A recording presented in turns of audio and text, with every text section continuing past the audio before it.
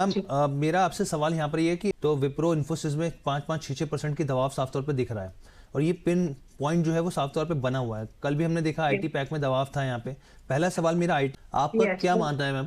क्या इसमें पेन और बढ़ता हुआ देख सकता है? यहाँ पे क्या सलाह रहेगी? यस। और इसीलिए आईटी स्टॉक्स में अगर आपको एक लॉन्ग टर्म का लिए पैसा डालना है या फिर मिड टर्म के लिए भी पैसा डालना है, तो अभी ये सही समय नहीं है। इसके लिए आप ट्रैक करिए निफ्टी आईटी इंडेक्स को। ये जो न्यू डेवलपमेंट्स है उन सब के अराउंड आपका निफ्टी आईटी इंडेक्स कम से कम 33,000 32,000 आएगा।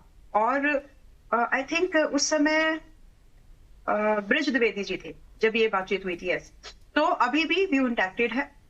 33,000 32,000 से पहले किसी भी स्टॉक में आईटी के आपको लॉन्ग व्यूज को अवॉइड करना है।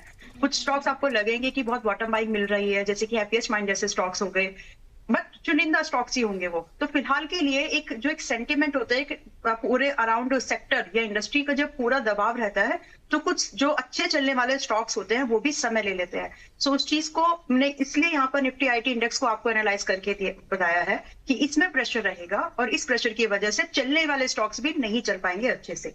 तो फिलहाल के लिए its weight and watch only until आपका निफ्टी आईटी 33,000 से 32,000 के बीच में नहीं आ जाता। और यहाँ पर कई रीजंस हैं। यहाँ पे एआई प्लगइन्स के तो हम लोग देख ही रहे हैं स्थिति, किस तरीके से बैक टू बैक कंपनियां नए नए टूल्स लॉन्च कर रही हैं यहाँ पर। इसके अलावा जॉब्स को लेकर जिस तरीके से हम लोग देख रहे हैं, एक बड़ी छटनी होती हुई दिख रही है दुनिया भर में। ग्लोबल अमेजोन की बात कीजिए, किस तरीके से एआई की वजह से बड़ी छटनी यहाँ पर देखने को मिली है, जिसका इम्पैक्ट भारतीय आईटी सर्विसेज कंपनीज में भी देखने को, सॉफ्टवेयर सर्विसेज कंपनी में भी देखने को मिल रहा है यहाँ पर। तो मैम एक तो पहली चीज़ हो गई कि खरीदारी नहीं करनी है।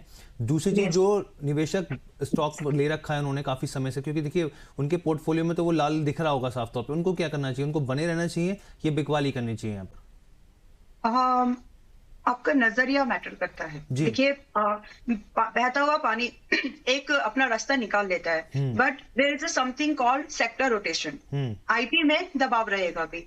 अगर आप यहाँ से पैसा निकाल भी रहे हैं, सो देर आर सम सेक्टर जहां पर आप अपने पैसे को रूट कर सकते हैं, रोटेट कर सकते हैं। That is energy.